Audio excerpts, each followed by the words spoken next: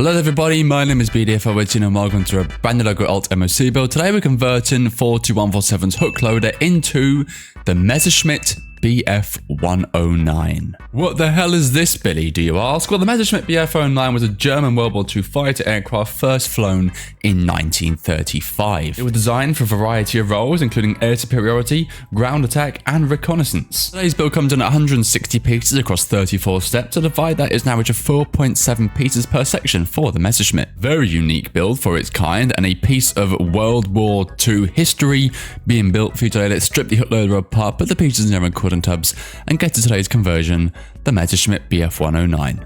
Enjoy.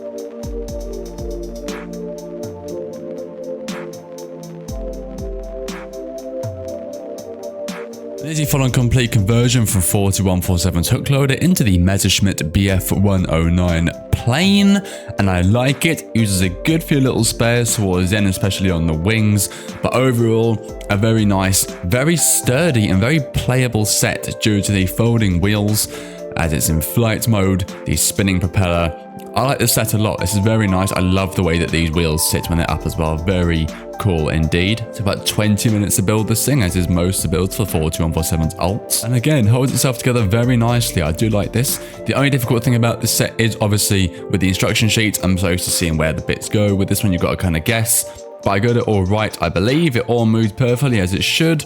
Looks like a Messerschmitt BF 109 to me, or at least as much as this set can make one look like a Messerschmitt BF 109. A simple, quick and easy set. I do like this, no regrets in building this. I admire the creativity used and the specific models. I love it when people make specific models of things. So like you make a Silvia S13 instead of just a Silvia, or a 240SX instead of Nissan. These are my kind of builds. These are my meat and drink. These are my bread and butter builds.